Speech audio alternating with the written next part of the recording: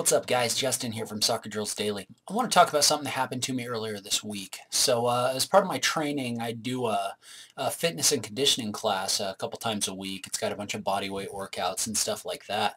It's not really what the video is about, but I really recommend you do some cross training with some strength training and stuff like that, because it'll make you a lot faster, you'll be in a lot better shape, and you really look a lot better out on the field. But that's not what this talk's about.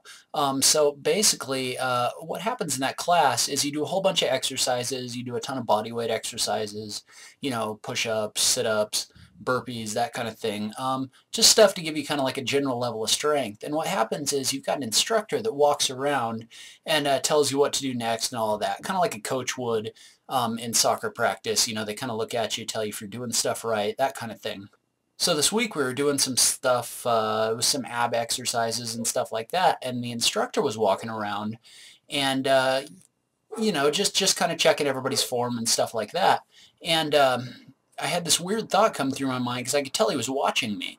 And then as soon as he turned around and he looked away, I had this thought. Basically, the thought that I had was, okay, he's not watching, I can slow down a little bit. Which was crazy because I wasn't tired or anything like that. We just started, but I just had this thought go through my head. It was just, okay, he's not watching, I can slow down. And I think a lot of people have that in their mind. When nobody's watching you, you think you can slow down. When you're not practicing in front of anybody, when your coach isn't paying attention, you think you can slow down. And, that's a mindset that you really have to get past if you really want to work on your development and really become great. Because what needs to happen is, in order to really become great and to be better than your competition and everything like that, you're going to have to do work when nobody's watching. You're going to have to go in and put in that extra time to really get your skills where they need to be and stuff like that. You can't just go to practice and go home and be great. I mean, you might be okay, but if you really want to reach that level of greatness, you're going to have to do some work when nobody's watching you.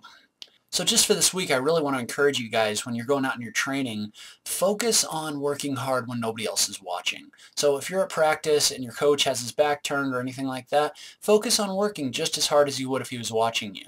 When you go home, work just as hard at home as you would in practice.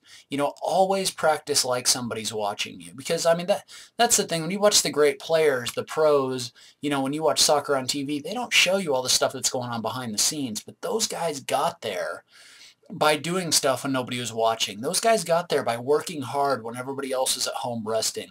Those guys got where they're at by really putting in the extra time and the extra effort. And that's something that if you want to become great at something, you need to do that as well. So you need to be willing to do that work when nobody's paying attention. And you don't get a whole lot of glory out of it.